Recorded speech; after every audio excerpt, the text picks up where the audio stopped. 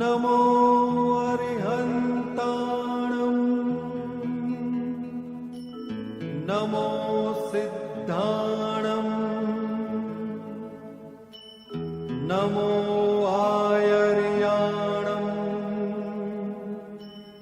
नमो वज्जायाणं नमो लोये सव्वसाहुणम्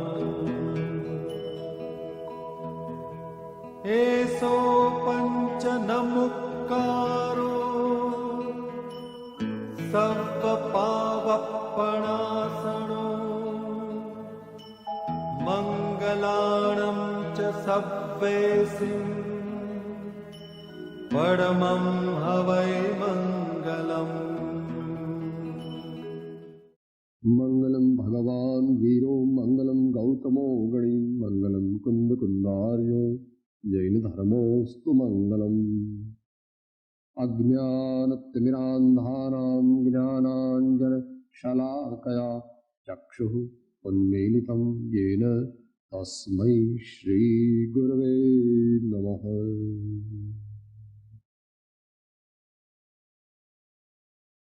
मंगलमय मंगलकरं वेतराग वेगज्ञान नमो ताहि जाते भये हरिहं आदेव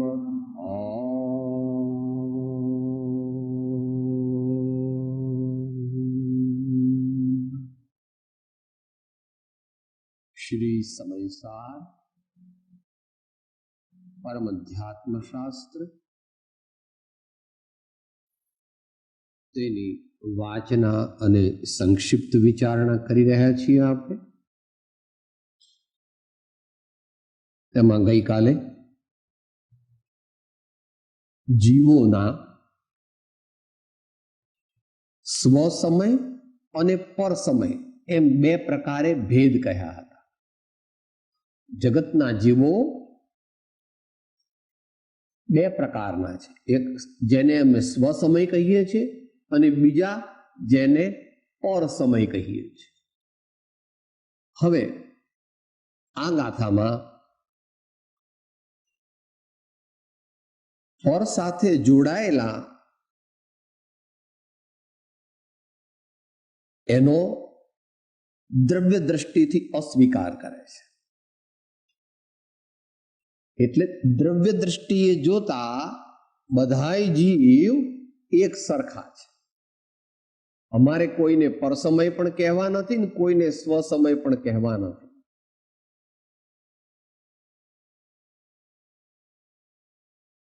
અર્થાત જ્યારે જીવ પર વસ્તુ સાથે બંધન કરે છે, બંધ પામે છે, જીવ કે જગતના પદાર્થો, ત્યારે તે શોભતા નથી। અને જ્યારે પોતામાં જ મગ્ન રહે છે, પોતે સ્વતંત્રપણે પ્રવર્તે છે, પોતે સ્વતંત્ર રૂપે હોય છે, ત્યારે તેઓ શોભે। એવા આશયની ગાથા આચાર્ય દેવ ત્રીજી કહે છે, તે આપણે સમજીએ। एकत्वनिश्चयगतः समयः सर्वत्र सुन्दरो लोके बन्धकथैकत्वे तेन विसंवादिनी भवति। गुजराती पद्य। एकत्वनिश्चयगत समय सर्वत्र सुंदर लोकमा तेथे बने विखवादिनी बंधन कथा एकत्वमा।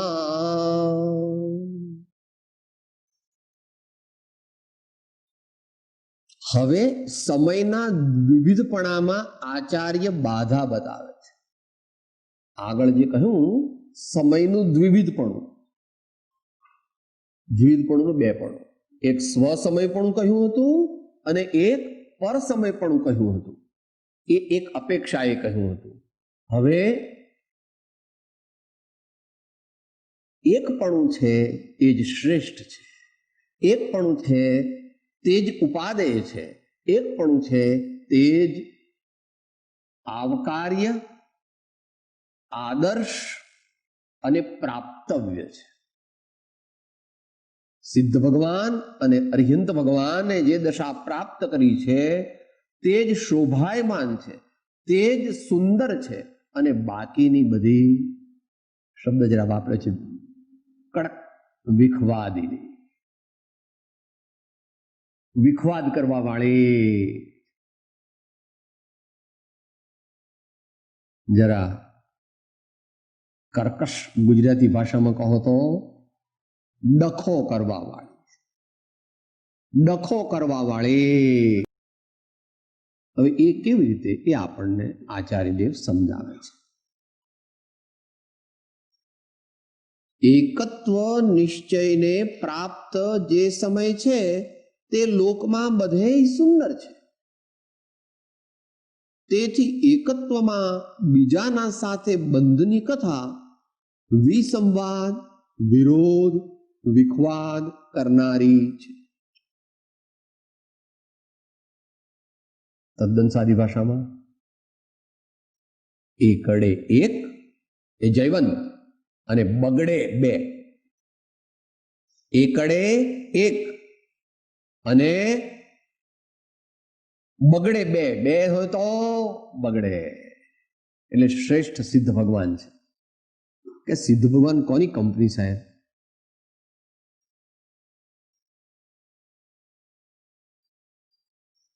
એટલા માટે એક પરમાણુ માત્રની મળે ન સ્પર્શતા એવા સિદ્ધ ભગવાન કેવા? એક પરમાણુ માત્રની મળે ન સ્પર્શતા. સ્પર્શતા એટલે દ્રવ્ય ને ભાવથી બંને. હો, સ્પર્શ એટલે કે કોઈ પરમાણુ એમને ચોંટ્યા નથી એમને. એ ખરું, એ અર્થ પણ ખરો, પણ એમનો જેવો સ્વભાવ, આત્માનો જેવો સ્વભાવ છે તેવા પરિપૂર્ણપણે સિદ્ધ ભગવાન પરિણમે છે.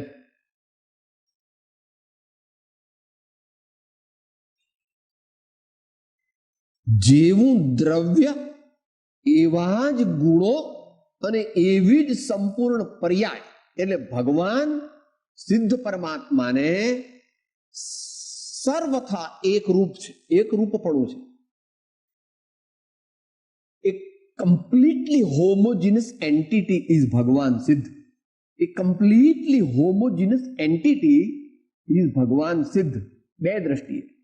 એ તો કોઈ પરદ્રવ્ય એમને અડતું નથી ને કોઈ પરદ્રવ્ય સાથે સંપૃક્ત નથી. એટલે પરદ્રવ્યની સાથે એમનો સંબંધ નથી. એ એક અપેક્ષા. અને બીજી કઈ અપેક્ષા? કે પોતાના ને પોતાનામાં જે ભાવ થાય છે એ કેવા થાય છે?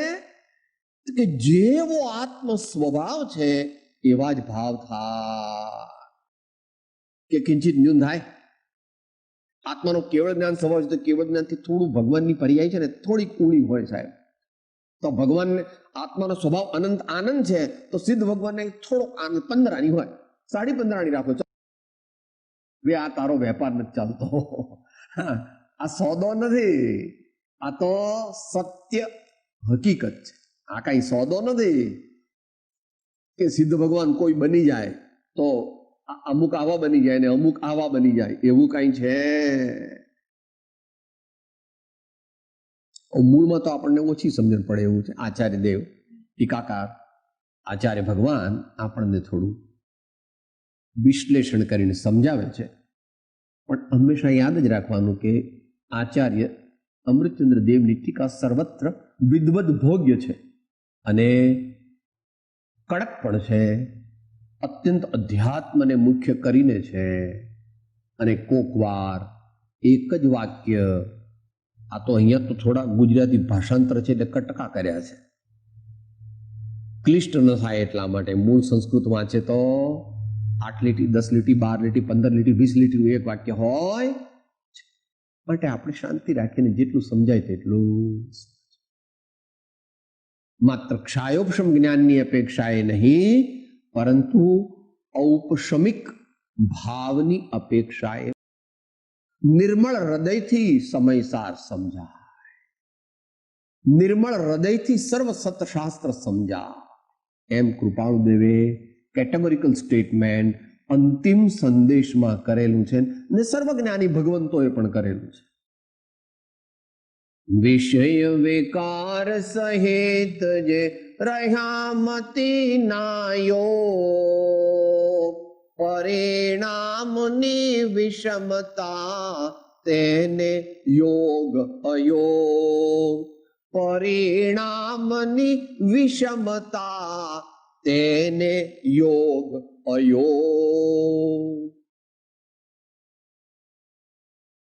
એને મળે છે ખરું, પણ એને ગમતું નથી, રૂચતું નથી, સમજાતું નથી, શ્રદ્ધામાં આવતું નથી, રસ લેતો નથી, અભ્યાસ કરતો નથી અને એને ભાવપૂર્વક એનો આદર કરતો. જીવના સંસ્કાર વિપરીત છે. એ આગલી ગાથામાં કહેવાના છે, હવે પછીની ગાથામાં કહેશે. અત્યારે તો અહીં કહે છે, અહીં સમય શબ્દથી સામાન્યપણે સર્વ પદાર્થ કહેવામાં આવે છે, એકલો આત્મા નહીં. આગલી ગાથામાં પણ એ પ્રમાણે કહ્યું હતું. કારણ કે આગલી ગાથામાં છેલ્લે શું કહ્યું હતું કે ધર્માસ્તિકાય આકાશ, કાળ અને પૂતગલ દ્રવ્ય એ બધાથી જુદો એવું ચૈતન્ય તત્વ. પણ જ્યારે સમય એટલું શબ્દ કહેવામાં આવે તો બંને અર્થ છે. સમયનો એક અર્થ આત્મા પણ છે અને સમયનો એક અર્થ પદાર્થ માત્ર. પદાર્થ માત્ર, ચાહે તે સચિત્ત હોય ચાહે તે અચિત્ત હોય. અહીં સમય શબ્દથી સામાન્યપણે સર્વ પદાર્થ કહેવામાં આવે છે, કારણ કે વ્યુત્પત્તિ પ્રમાણે સમયતે એટલે એકી ભાવે પોતાના ગુણ પર્યાયોને પ્રાપ્ત થઈને જે પરિણમન કરે છે તે સમય છે.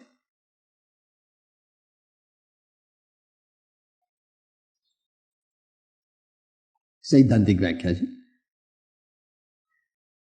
તત્વસૂત્રથી લઈ લેવી. દ્રવ્ય ગુણ પર્યય યુક્તમ સત, દ્રવ્ય ગુણ પર્યય યુક્તમ સત. જે દ્રવ્ય રૂપે, ગુણ રૂપે અને પર્યાય રૂપે સમયે સમયે વર્તે છે, હોય છે, એવું જે પણ કંઈ આ વિશ્વમાં છે, એટલે આખું વિશ્વ. કારણ કે આ વિશ્વમાં મૂળ તો બે જ પદાર્થ છે. આ વિશ્વમાં પદાર્થ મૂળ અધ્યાત્મ સાધનાની અપેક્ષાએ જોઈએ તો પદાર્થ તો બે જ છે.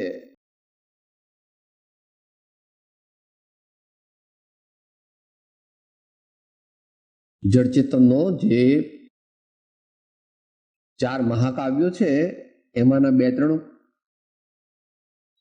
દોહરા બોલું છું, અને પંથ પરમપદ બોધ્યોમાં પણ એ વાત આપણને પાછી આગળ ઉપર કહેલી, એટલે 724 એમાં પણ એ વાત કહેલી છે. મૂળમાં કેટલા પદાર્થ છે? 2 જ પદાર્થ છે.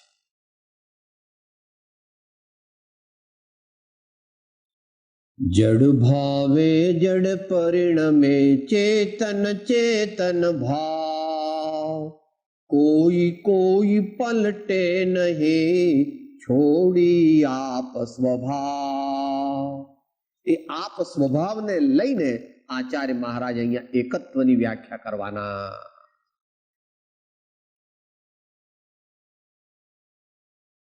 કોઈ કોઈ પલટે નહીં છોડી આપ સ્વભાવ. અહીં એનાથી આગળ થોડું ક્લેરિફિકેશન બીજા દોહરામાં છે. જડ તે જડ 3 કાળમાં ચેતન ચેતન તેમ પ્રગટ અનુભવ રૂપ છે, સંશય તેમાં કેમ. મૂળ કેટલા પદાર્થ છે? 2 જ પદાર્થ છે, ચેતન અને અચેતન. અહીંયા પણ પંથ પરમપદ બોધ્યોમાં પણ જે છેલ્લો કવિત્વ છે એમાં એ પ્રમાણે પ્રકાશ્યું છે. જીવય જીવ વિશે તે નવે તત્વનો સમાવેશ થાય, વસ્તુ વિચાર વિશેષે ભિન્ન પ્રબોધ્યા મહાન મુનિરાય. 9 પદાર્થ છે પણ એ બંને બેમાં સમાય છે. તો કે સાહેબ તો પછી 9 શા માટે કીધા? તો કે આપણા જેવા અલ્પ બુદ્ધિવાળાને બરાબર ભેદ કરીને સમજાવવા માટે. સ્થૂળ બુદ્ધિવાળા એવા આપણે જડને જડ કહી અને ચેતનને ચેતન એટલું કહે તો સમજીએ એવા નથી. અરે 9 તત્વ કહીએ તો પણ સમજતા નથી. હજુ 9 તત્વમાં પણ જીવ સમજતો. તો એનું કારણ આપે છે, વસ્તુ વિચાર વિશેષ. વિશેષ પ્રકારે તત્વનો વિચાર થવા માટે મારા સ્વામીએ એને 9 રીતે કહ્યા. કારણ કે એપ્લિકેશન જ્યારે આવશે મોક્ષ માર્ગમાં ત્યારે ગઈકાલ વાત ચાલતી હતી, મોક્ષ માર્ગ તો પ્રયોગ રૂપ છે, હરઘડી પ્રયોગ છે. માટે ભગવાનનું નામ વીર પડ્યું તે પ્રયોગ વીર હતા એટલે વીર પડ્યું. અને કાકા કાલેલકરે પણ કૃપાળુદેવને પ્રયોગ વીર કહ્યા છે. જેણે ધર્મ પરમાર્થથી પામવો હોય તેણે જીવનમાં નિરંતર હેય એટલે છોડવા યોગ્ય પદાર્થોનો અપરિચય કરવો જોઈએ. જાણવા યોગ્ય પદાર્થોને સામાન્યપણે ઉદાસીનપણે જાણવા જોઈએ અને ઉપાદેય પદાર્થોને ભાવોને ગ્રહણ કરવા જોઈએ. એનો પરિચય કરવો જોઈએ, એનો ઇન્ટિમેટ કોન્ટેક્ટ કરવો જોઈએ. જે ઉપાદેય છે એને ગ્રહણ કરવું તો ઉપાદેય જાણે કહેવાય. આવું આખો મોક્ષ માર્ગ છેલ્લે સુધી આવો ચાલ્યા કરવાનો.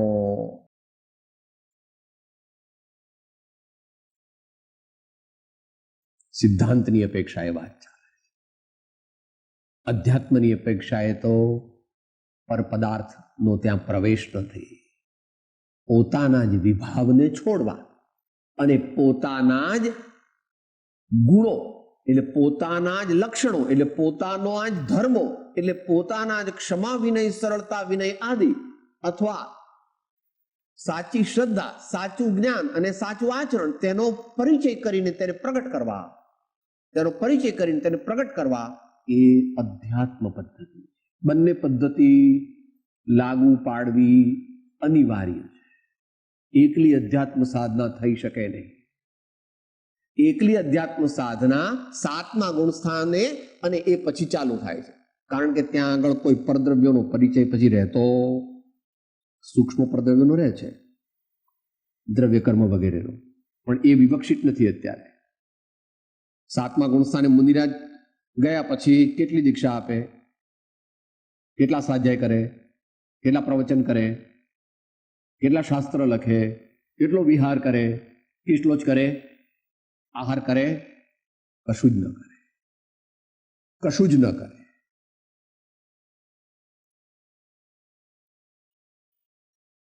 પોતાના નિજાનંદની મસ્તીમાં લીન, પોતાના અતિન્દ્રિય આહલાદની અંદર લીન એવા મુનિરાજ. તો 2 જ પદાર્થ છે. સમય એમ શબ્દ કહે છે. સમયતે એટલે એકી ભાવે પોતાના ગુણ પર્યાયોને પ્રાપ્ત થઈ જે પરિણમન કરે છે તે સમય છે.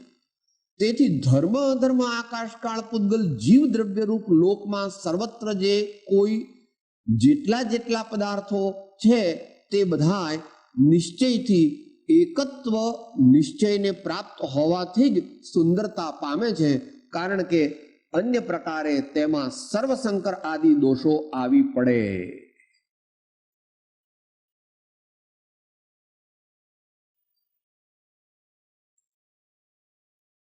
6 દ્રવ્યો કયા? ધર્મ એટલે ધર્માસ્તિકા, ધર્માસ્તિકા આકાશ, કાળ, પૂતગલ ને જીવ.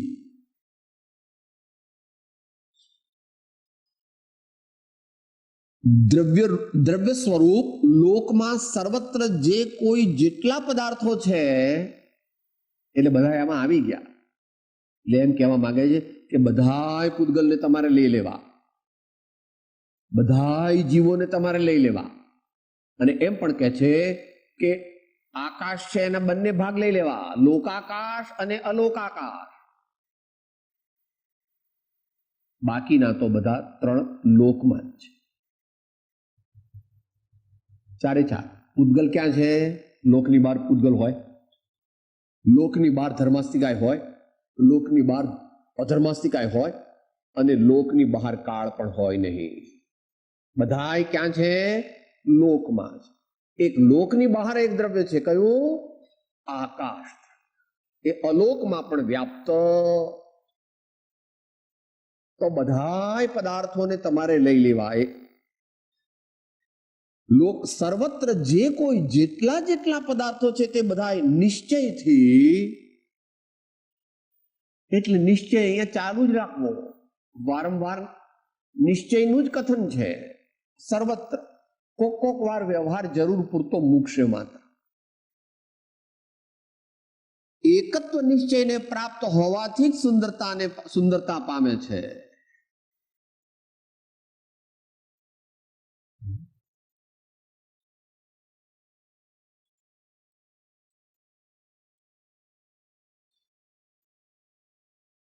બે બંધન છે, બે બંધનને સૂચવે છે.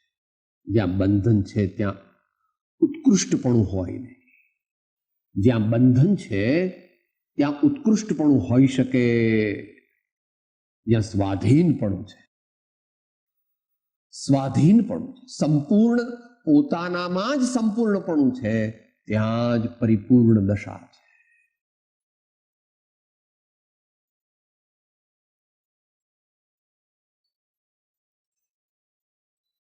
તે બધાય નિશ્ચયથી એકત્વ નિશ્ચયને પ્રાપ્ત હોવાથી જ સુંદરતા પામે છે. કારણ કે અન્ય પ્રકારે તેમાં સર્વસંકર આદિ દોષો આવી પડે. એ સર્વસંકર એમ કીધું એટલે એને સાદી ભાષામાં લઈએ તો adulteration of any type is not welcome. Adulteration of all types are to be discouraged. કોઈ પણ પ્રકારનું મિશ્રણ બાહ્ય વસ્તુનું એ તમે કબૂલ નથી કરતા. તમારી દુનિયાવી જીવનમાં સાહેબ અમારે ઘેર આવે ને ઘી એટલું પાકું કરેલું આવે જામ જોધપુરનું જ. અમારા ઘેર ચોખા આવે એ બધા કાઢીએ, એમાં જરા પણ બીજી જાતના અમાર જે કમોદ હોય તે કમોદ જ હોય, બાસમતી હોય તે બાસમતી જ હોય. એમાં જરા પણ જો ફેરફાર પડે તરત થેલો પાછો લઈ જાય. અમારા વેપારીને ખબર જ હોય કે શેઠ તરત પાછો ધ્રુજે. અમારો વેપારી હોય તે શેઠને ત્યાં કોઈ પણ જાતનો જરા પણ, અને બિલમાં પણ એ રીતે 1 પૈસો પણ કાપવાનો કે ભાઈ 1% ઓછો લો ને કે નહીં. જેટલું તારું બિલ એટલું લઈ જાય. દામ તારા પણ માલ અમારો. પૈસા પૂરા લે પણ માલમાં જો સહેજ પણ ઓછું વધતું આવ્યું તો બધો માલ તારો પાછો લઈ જાય. અમારે જોઈ તો મિશ્રણ ખપતું, બહારની કોઈ અંદરમાં મિશ્રતા પર પદાર્થોની તે સુંદરતાને પામતી.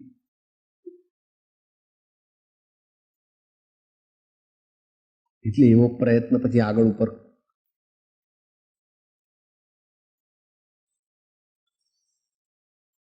એકલા બની જવાની પહેલા દ્રવ્યની વાત કરી, હું એક શુદ્ધ સદા રૂપી જ્ઞાન દર્શનમય ખરે, કઈ અન્ય તે મારું જરી પરમાણુના માત્ર નથી ખરે. અને પછી એટલે તો દ્રવ્ય તો જતા રહ્યા. હવે ભાવમાં આવે છે. છું એક શુદ્ધ મમત્વહીન, હું જ્ઞાન દર્શન પૂર્ણ છું. એમાં રહી સ્થિત લીન, એમાં શીઘ્ર આ સૌ ક્ષય કરો. એમાં રહી સ્થિત લીન, એમાં શીઘ્ર આ સૌ ક્ષય કરો. ભગવાન અભ્યાસ કરે, છઠ્ઠા ગુણસ્થાનમાં આવી જાય છે ત્યારે થાય ઓહો, આ જીવોને કેવી રીતે શાંતિ મળે, આ જીવો સત્ય સમજે તો સારું, આ જીવોને મારા જેવા આનંદનો અનુભવ શું ન થાય. એમ વિકલ્પ આવે છે કે એવા વિકલ્પ મારે જોઈતા. એમાં રહી સ્થિત લીન, જે આગળ કહ્યો એવો જ્ઞાન દર્શન, એમાં લીન શીઘ્ર આ સૌ ક્ષય કરું. જે મને થોડાક શુભ ભાવો બાકી રહ્યા છે એ શુભ ભાવો પણ હું ઉડાડી દેવાનો એનો મારો અભ્યાસ ચાલે છે. તે ક્યારે પૂરો થશે? એ શીઘ્ર. એમાં રહી સ્થિત લીન, એમાં કે સાહેબ પણ તમારે કોઈ આગળ ભવમાં એવા કર્મનો ઉદય આવશે ને તમે 10-20 ભવ રખડશો, એ તારી પાસે રાખ. એ તું કેવળ જ્ઞાની છો એટલે તું તારી પાસે તારું કેવળ જ્ઞાન રાખ. અમને તો ભાવ દેખાતો નથી, અને નથી દેખાતો એ અભિમાનથી નહીં. દર મહિને અમારે આ 10 લાખ રૂપિયાની નેટ આવક છે એ જોતા હવે અમે કરોડપતિ આટલા વખતમાં બની જવાના છીએ વ્યવહારમાં. હો, કારણ કે આવક થવી ન થવી તો પુણ્યને આધીન. પણ આત્માની શુદ્ધિની આવક થવી તે પોતાના પુરુષાર્થને આધીન મુખ્યપણે છે. કે સાહેબ ક્યારે તમને સિદ્ધ થઈ જશે? શીઘ્ર આ સૌ ક્ષય કરો. અલ્પકાળમાં અમારે પરમાત્મપણું પ્રગટ થવાનું. જે કોઈ અલ્પ વિભાવ ભાવો છે તેનો નાશ થઈ જવાનો.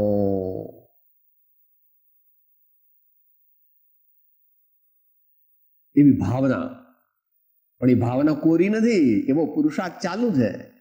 આપણે ભાવના કરીએ તો ન ચાલે. ભાવના કઈ સાચી? ભાવના તે સાચી જેને અનુરૂપ પુરુષાર્થ બને તો, નહીં તો એનું નામ કલ્પના. જગતના જીવો કલ્પના કરે છે કે સાહેબ મારે સમ્યક દર્શન પ્રાપ્ત કરવું. પછી કે પણ સાહેબ હમણાં તો મારે ધર્મ ન થાય, અમારા દીકરાને તબિયત સારી નથી અને દીકરીના લગ્ન લેવાના છે એટલે હમણાં કંઈ થાય નહીં. પાછી મારી તબિયત સારી નથી રહેતી એટલે એમ કરો 1-2-3 વર્ષ પછી હું ધર્મ કરીશ. અને કહે છે શું? મારે સમ્યક દર્શન લેવું છે. આચાર્ય કહે છે સમ્યક દ્રષ્ટે ભવતિ નિયતમ જ્ઞાન વૈરાગ્ય શક્તિ. જો સમ્યક દર્શન લેવું હોય તો જ્ઞાન અને વૈરાગ્ય એ બેને નિરંતર વધાર. જ્ઞાન એટલે શાસ્ત્ર જ્ઞાન એટલું ન સમજવું હો ભાઈ. શાસ્ત્ર જ્ઞાન તો ગૌણ જ્ઞાન છે. જ્ઞાન એટલે શું? જ્ઞાન જે જ્ઞાનીઓએ કહ્યું તે. વચનામૃતમાં શું કહ્યું? જ્ઞાન તો તેને કહીએ જેનાથી વૃત્તિ બાહ્યમાં જતી રોકાય, જેનાથી સંસાર પર પ્રીતિ ઘટે, સાચાને સાચું જાણે, જેના વડે આત્મામાં ગુણ પ્રગટે તેનું નામ જ્ઞાન. માટે એ જ્ઞાનની વાત અહીં કુંદકુંદ સ્વામી અમૃતચંદ્ર દેવ કહે છે જ્ઞાન વૈરાગ્ય શક્તિ. જ્ઞાન માટે આપણે એકલી દરરોજ એમ કે હે ભગવાન મારો મોક્ષ થજો, હે ભગવાન. તો ભગવાન કહે છે કેવી રીતે થાય ભાઈ? તું મોક્ષ માટે શું પ્રયત્ન કરે છે? ભગવાન તો સામું તરત જ કહેતો ખરા ને કે ભગવાન મને મોક્ષ આપજો. કે હું આપું તો ખરું પણ લેવાની તારી તૈયારી છે? શું પ્રયત્ન તું કરે છે? તારો સમય ક્યાં વાપરે છે? તારી રુચિ શેમાં છે? ભગવાન આપણે ડરે? ન ડરે. ભગવાન તો આપણા મા બાપ છે. ભગવાન તો આપણા હિતે જ છે. માટે કહે છે કે જ્યાં જ્યાં શંકર દોષ આવે, સંકર દોષ, મિશ્રણ, એડલ્ટરેશન, ભેળસેળ, ભેળસેળ જોઈતી અમારે ચોખ્ખો માલ ભાઈ ના હોય તો અમને 2 દાડા પછી આપજો, કઈ વાંધો નહીં. તમારે જ્યારે સારો માલ આવે ત્યારે અમને કહેજો, પણ ભેળસેળ વાળ માલ અમારે જોઈતો નથી. કેવા છે તે સર્વ પદાર્થો? પોતાના દ્રવ્યમાં અંતર્મગ્ન રહેલ. હવે જરા શાસ્ત્રીય પદ્ધતિથી કહેશે, કારણ કે દ્રવ્ય ગુણ પર્યાય સમજાવવા છે અને દ્રવ્ય દ્રષ્ટિ કરાવવી છે. દ્રવ્ય ગુણ પર્યાયને સમજાવીને દ્રવ્યની દ્રષ્ટિ કરાવવામાંના આશયથી ભગવાન હવે આગળ વ્યાખ્યાન કરે છે. પોતાના દ્રવ્યમાં અંતર્મગ્ન રહેલ પોતાના અનંત ધર્મોના ચક્રને ચુંબે છે, સ્પર્શે છે, તો પણ જેઓ પરસ્પર એકબીજાને સ્પર્શ કરતા નથી.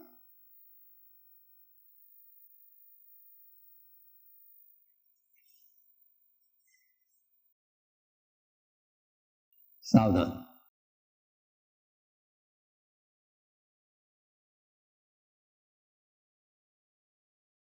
સાકર, સાકર છે,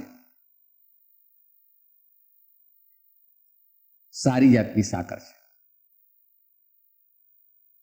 કઠણ પણ છે, ગળી પણ છે.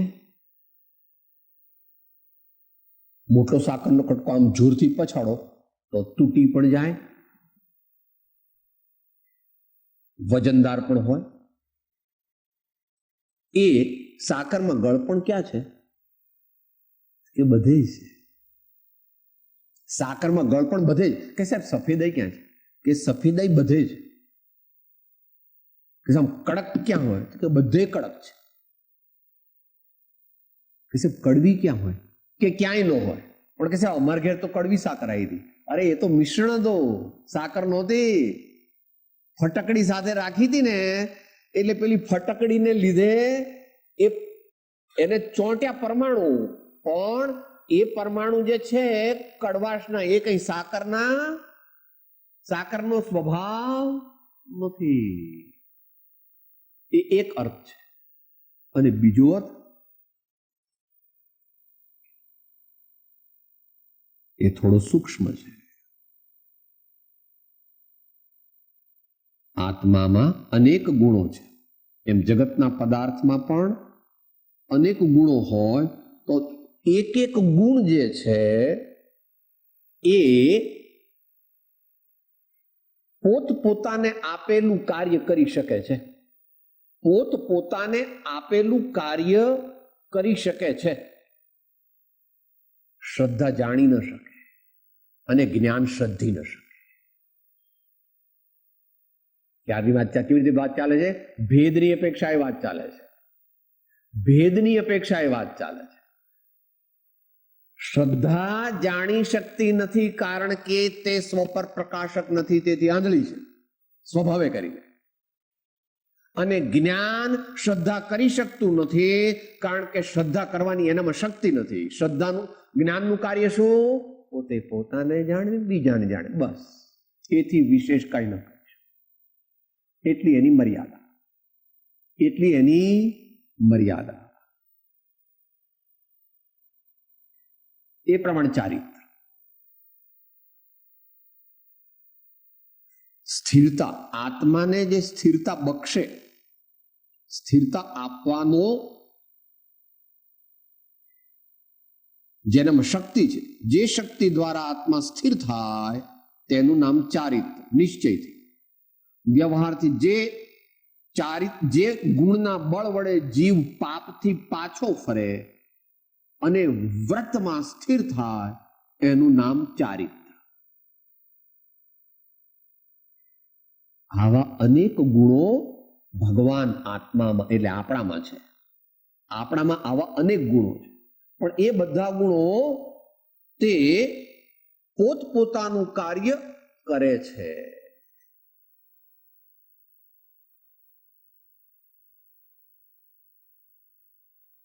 હવે બીજી 2 વાત સમજવાની છે. એમાં પહેલી સહેલી છે, બીજી જરાક સાવધાનથી સાંભળો.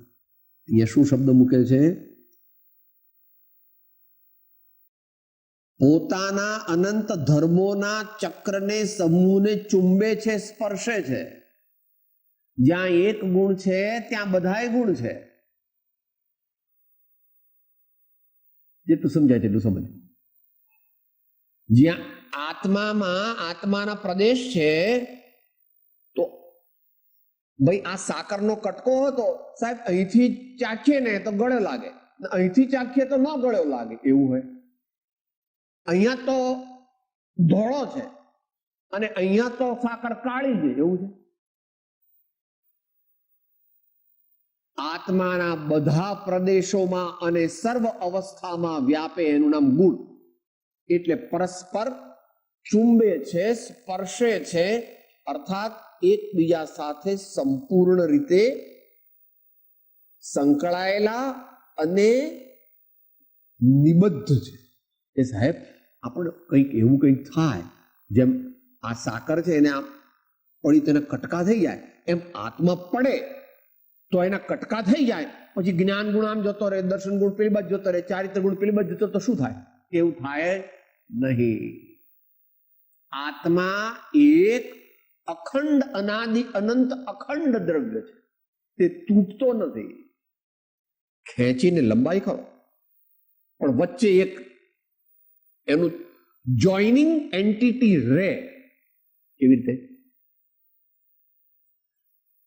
અત્યારે તો થતું નથી, પણ યોગ્ય કાળમાં છઠ્ઠા ગુણસ્થાન વર્તે મુનિરાજ કોઈ સૂક્ષ્મ સંદેહને નિવારવા માટે જ્યારે આહારક શરીર પ્રગટ કરીને ક્ષેત્રાંતરમાં જાય ત્યારે પોતાના મૂળ શરીરમાં એમનો આત્મા છે અને આહારક શરીરમાં પણ આત્મા છે, અને તે વચ્ચે તાંતણો છે તે કરોડો અબજો કિલોમીટર લાંબો હોય છે. આત્મા તૂટી જતો નથી કે સાહેબ એક શરીર અહીંયા બીજું શરીર ત્યાં, એવું રાખવું છે. તો કે એ શરીરમાં આત્મા કયો? જે આત્મા શરીરમાં છે મુનિ મહારાજના, તે જ આત્મા પેલા શરીરમાં છે.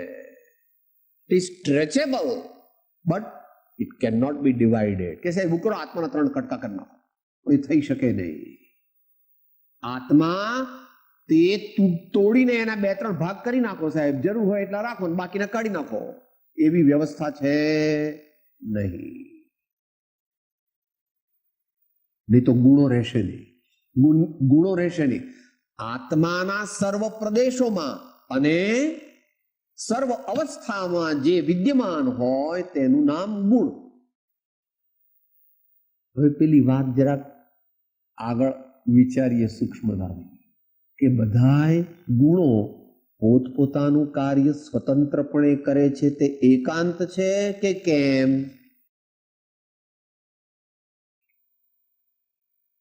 તો કે છે કે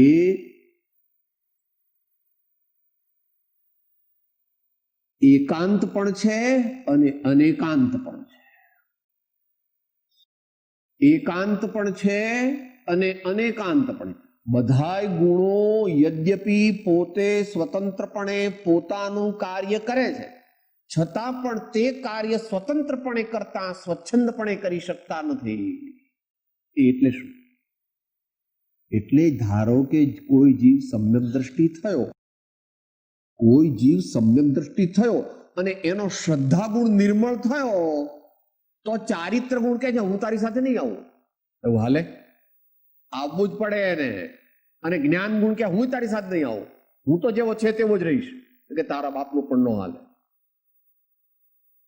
એટલી જ્યાં સુધી યોગ્યતા ન હોય ત્યાં સુધી સમકિત પ્રગટે નહીં. માટે સમકિત એક વ્યાખ્યા શું કરી કૃપાળુ દેવે? સર્વ ગુણાંશતે સમ્યક. અધ્યાત્મની અપેક્ષા.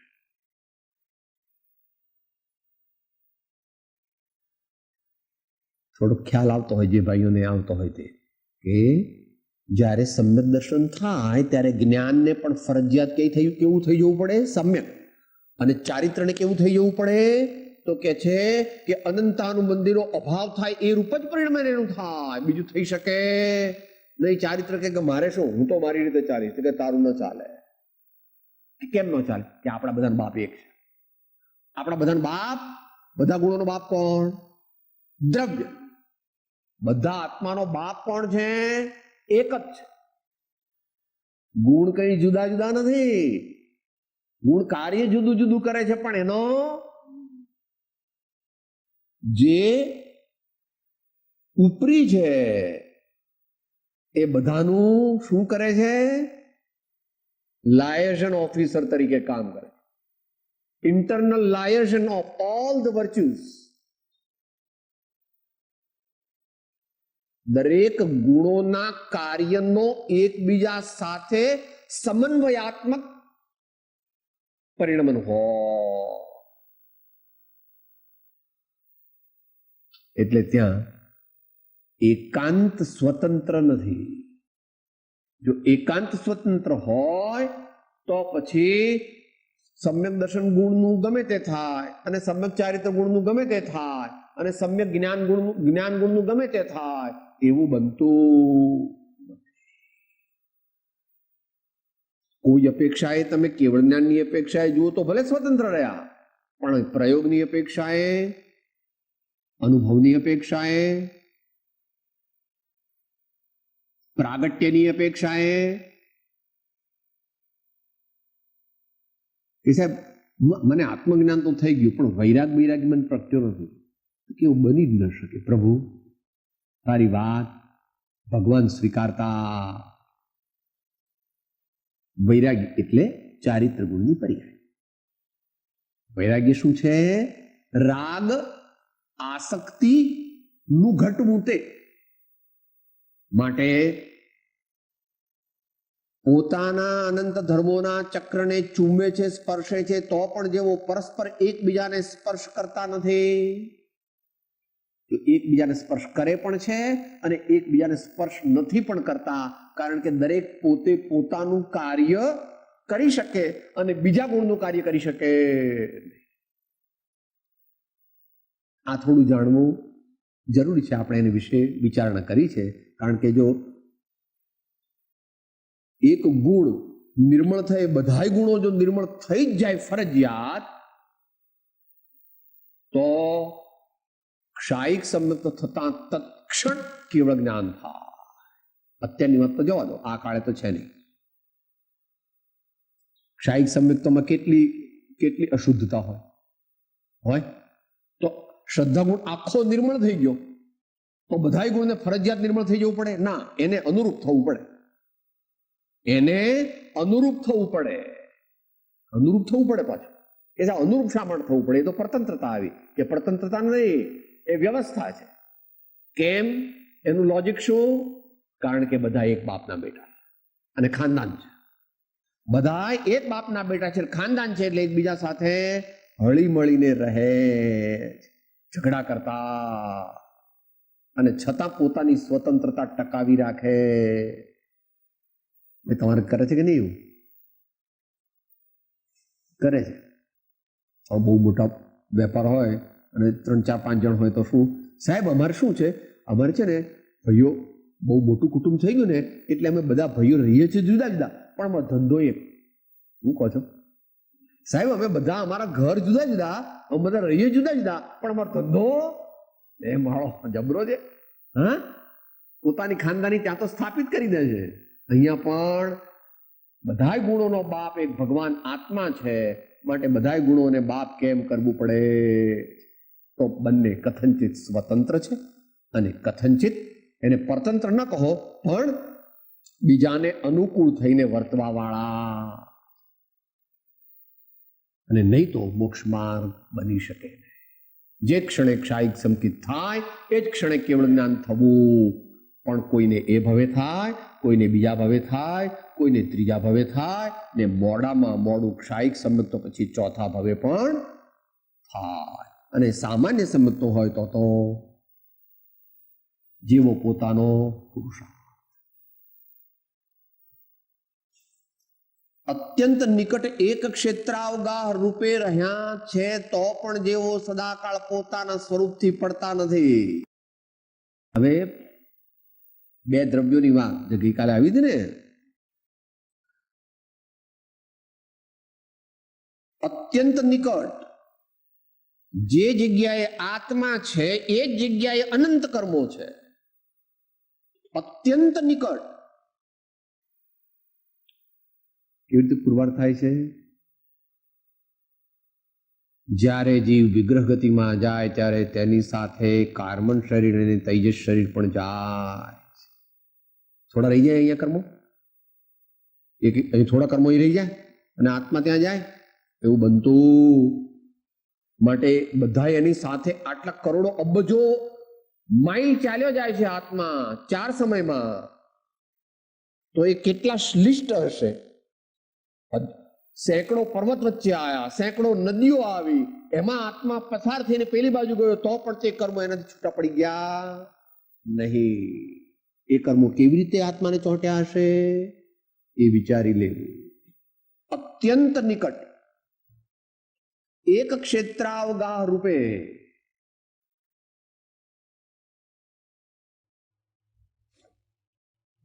એક ક્ષેત્રાવગાહનો અર્થ આમ તો સ્થૂળપણે પણ જાણી શકાય ને સૂક્ષ્મપણે પણ જાણી શકાય.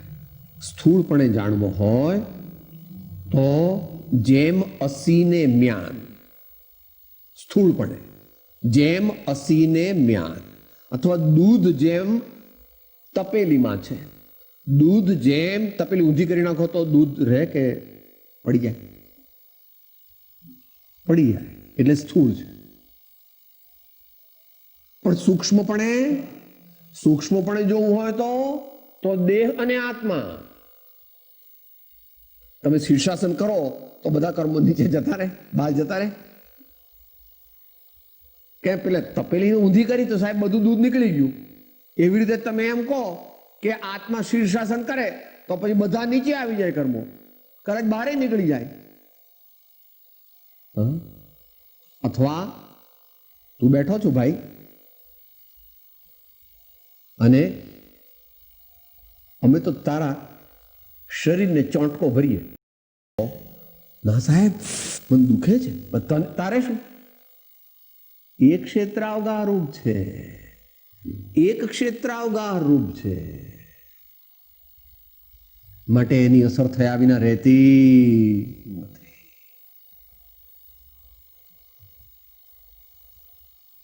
અહીં પ્રમાણની મુખ્યતા કરવી. બંને જુદા હોવા છતાં એકબીજાથી પ્રભાવિત છે અને સારી રીતે પ્રભાવિત છે. એને માટે થોડું ફારફેચ્ડ વિવેચન કરવું પડે. અત્યારે એટલો બધો સમય નથી, એટલી ડિટેલ આપણે લેતા નથી, પણ 1 કે 2 દાખલા આપીને છોડી દઈએ એને.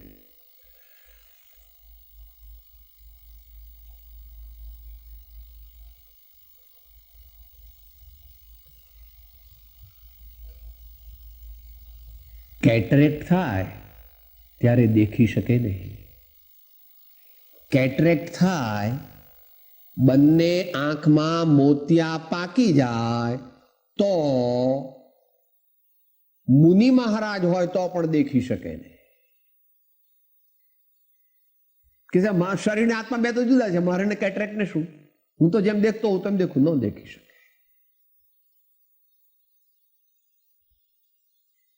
એથી આગળ ઘણું છે કે મનુષ્ય ભવ વિના મોક્ષે જઈ શકે નહીં. મનુષ્ય ભવ વિના મોક્ષે જઈ શકે નહીં. અરે મનુષ્ય નહીં, પહેલા 3 સંહનન ન હોય તો મોક્ષે જઈ શકે નહીં. પહેલા 3 સંહનન ન હોય તો મોક્ષે જઈ શકે. તો ઇતિ તાવત નિમિત્ત નૈમિત્તિક સંબંધત્વાત. એનો કે છે એની આર્ગ્યુમેન્ટ, એની તમે લોજિક આપો તો કે એને માટે લોજિક બીજું કંઈ નથી. એને માટે શુક્લ ધ્યાન, અત્યંત શાંત નિશ્ચળ,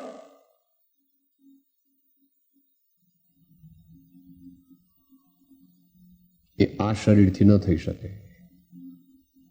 એનામાં તેવી યોગ્યતા નથી. મેરુ સમાન અડગ, સૂક્ષ્મપણે પણ અડગ રહેવાની એનામાં લાયકાત, અને તેથી સૂક્ષ્મ તે શુક્લ ધ્યાનને માટે અયોગ્ય કહેવામાં આવ્યું. આગમ પ્રમાણ છે, એનું લોજિક બીજું નથી. આ પ્રમાણે લોજિક છે પણ એ લોજિક પણ આગમ પ્રમાણ છે. ન્યાય પ્રમાણ નથી. ભગવાને કીધું છે ને આપણે માનીએ. એટલે એવું પુરવાર કરી આપો કે અત્યારે કોઈ જીવો કેવળ જ્ઞાન જતા હોય અહીંથી, તમને ખબર ન હોય તો કે તું એવું માની શકે ભાઈ, આગમ ના કહે છે, આગમ પ્રમાણ છે, બાકી અમે કંઈ જાણતા નથી. કોઈ જીવ અત્યારે કેવળ જ્ઞાની હોય તો એ આગમના ન્યાયને તોડે છે, બાકી એનો યુક્તિથી તો કંઈ કહી શકતા. એને માટે તું લોજિક માંગતો હોય તો કોઈ લોજિક છે નહીં. લોજિક તે આગમ પ્રમાણ છે. મહાજ્ઞાની થાય છે, મહાજ્ઞાની થાય છે, પણ પૂર્ણ જ્ઞાની થતા એવું ભગવાને કહ્યું છે. આ તો માનવું હોય તો માને તોય વાંધો નથી, ન માને તો પણ વાંધો નહીં. તારો મોક્ષ અટકવાનો તારે અત્યારે તો આત્મજ્ઞાન પ્રગટ કરી અને આગળ જવાનું છે. મોક્ષ તો અત્યારે એટલે એવી બહુ કોન્ટ્રોવર્શિયલ બાબતોમાં વધારે જવું નહીં. સ્ત્રીનો મોક્ષ થાય કે ન થાય તો કે અહીં બધા સ્ત્રી જ છે, કોઈ પુરુષ છે જ નહીં. કોઈ મોક્ષે જવાનું છે? અહીંથી કોઈ મોક્ષે જાય છે? માટે જેટલા અહીંયા છે બધા સ્ત્રી છે એ અપેક્ષાએ. ભગવાન જમે છે કે નહીં? ભગવાનને આહાર હોય છે કે નહીં? અરે અહીં ભગવાન જ નથી, પછી શા માટે એના માટે ઝઘડો કરવો ભાઈ? અહીં ભગવાન છે અત્યારે, કેવળી ભગવાન છે, તો પછી આપણે એની નકામી માથાકૂટ કરીને આપણો સમય બગાડીને આપણા ભાવ બગાડવા કે આ લોકો માનતા નથી મારી વાત, શાંતિ. એના વિશે કંઈ ચર્ચા કરવાની જરૂર. અને બહુ દાર્શનિક થવું નહીં, એમાં જ માલ છે. કારણ કે વિદ્વાનો કુયુક્તિથી સમસ્ત જૈન દર્શનનું ખંડન કરી શકે. આવે છે ને ભાઈ, આવે છે ને. બુદ્ધિની મર્યાદા છે. બુદ્ધિ કુબુદ્ધિ હોય તો જીવને બાધક છે. સુબુદ્ધિ હોય તો અલ્પ સાધક છે.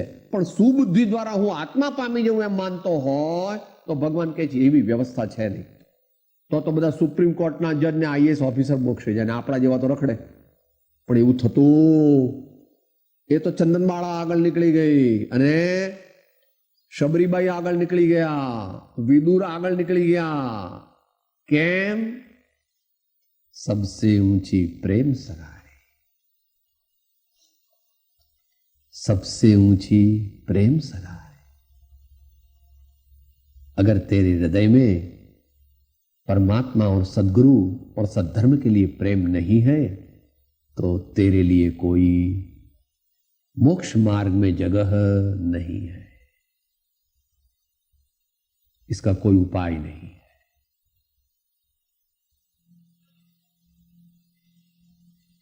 બહારમાં ભલે ભક્તિ ન કરે પણ અંદરમાં પ્રેમ હોવો. કોઈ જ્ઞાન માર્ગની મુખ્યતાથી મોક્ષે જાય, કોઈ ધ્યાન માર્ગની મુખ્યતાથી મોક્ષે જાય, કોઈ ભક્તિ માર્ગની મુખ્યતાથી મોક્ષે જાય, એનો વાંધો નથી. પણ બીજાનો સ્વીકાર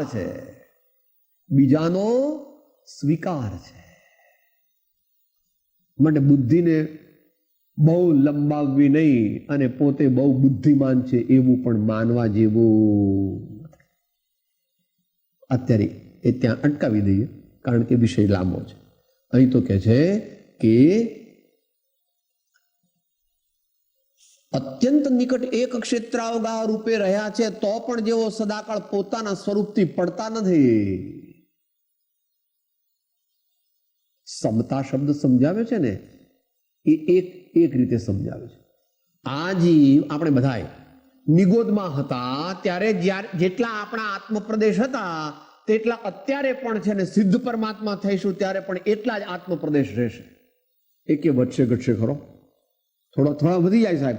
સિદ્ધલોકમાં તો વધી જાય, નિગોદમાં તો જગ્યા જ ન હોય એટલે આપણે પછી શું કરીએ, એટલે આપણા થોડા પ્રદેશ ઓછા થઈ જાય.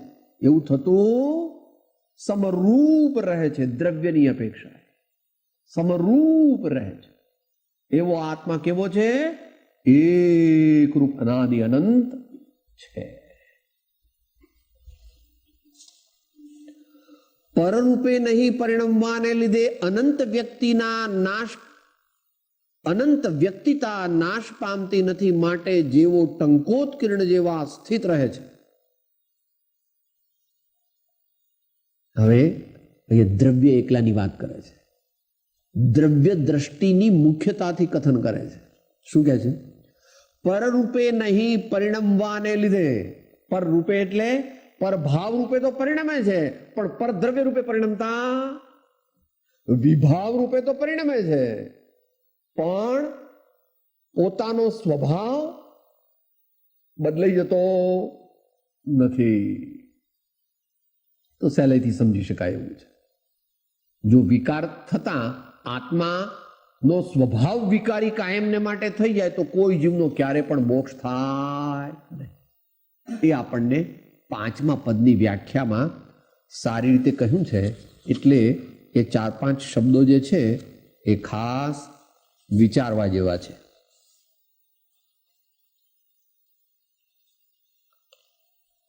તે કર્મનું ટળવાપણું પણ છે. કેમ કે પ્રત્યક્ષ કષાયાદિનું તીવ્રપણું હોય પણ તેના અનભ્યાસથી, તેના અપરિચયથી, તેને ઉપશમ કરવાથી તેનું મંદપણું દેખાય છે. તે ક્ષીણ થવા યોગ્ય દેખાય છે. પહેલા દેખાય છે કીધું, ક્ષીણ થઈ શકે છે. તે બંધભાવ ક્ષીણ થઈ શકવા યોગ્ય હોવાથી તેથી રહિત એવો જે શુદ્ધ આત્મ સ્વભાવ તે રૂપ મોક્ષ પદ છે. પર રૂપે નહીં પરિણમવાને લીધે અનંત વ્યક્તિતા નાશ પામતી નથી, માટે જેવો ટંકોત્કીર્ણ જેવા સ્થિત રહે છે. અનંત વ્યક્તિતા એટલે પૂર્ણપણે તે ગુણ વ્યક્ત કરવાની પોટેન્શિયાલિટી. અનંત વ્યક્તિતા નાશ પામતી નથી. વ્યક્તિ ક્યાં હોય? પર્યાયમાં. દ્રવ્યમાં વ્યક્તપણું ન હોય. દ્રવ્ય કેવું છે? સત્તા રૂપે, શક્તિ રૂપે, વ્યક્તિ રૂપે નથી. જો વ્યક્તિ રૂપે આને સંપૂર્ણપણે માને તો મોક્ષની જરૂર જ નથી. આત્માના બધાય ગુણો અત્યારે વ્યક્ત જ છે, તો પછી આ બધું જે આપણે કરીએ છીએ મૂર્ખતા ઠરે. આત્મા તો મુક્ત જ છે, તો પછી આ જ્ઞાન, ધ્યાન, વૈરાગ્ય, ભક્તિ એ બધું તો એનામાં એની પૂર્ણપણે વ્યક્ત થવાની શક્તિ નાશ પામતી નથી.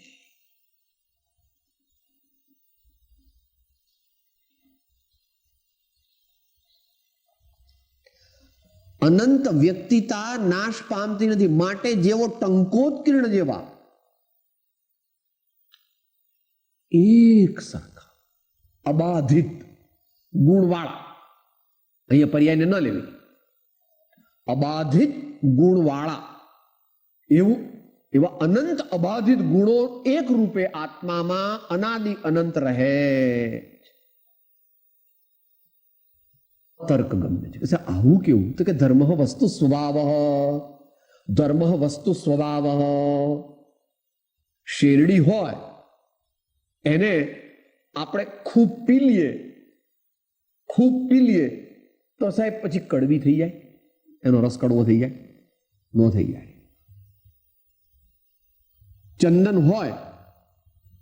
ચંદન હોય કેટલું શીતળ કહેવાય.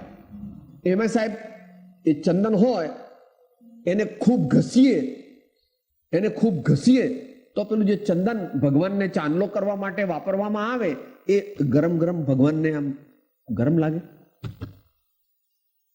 આપણે ચંદન આમ ઘસ્યું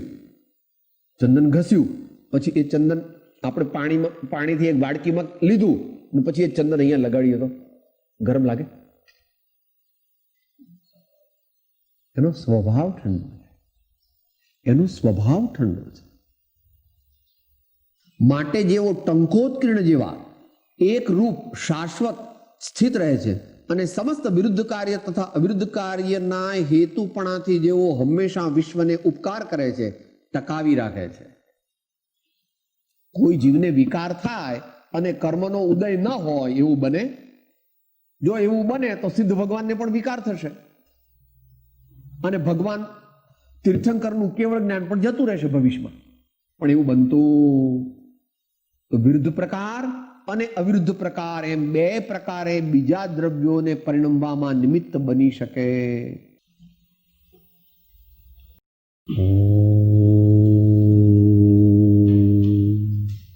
સર્વથા સહ સુખે થાવો સમતા સહ સમાચરો સર્વત્ર દિવ્યતા વ્યાપો સર્વત્ર શાંતિ વિસ્તરો ઓમ શાંતિ શાંતિ શાંતિ સદગુરુ દેવ કી જય પરમ કૃપાળુ દેવ કી ત્રિલોકનાથ કી સબ સંતન કી જય આનંદ.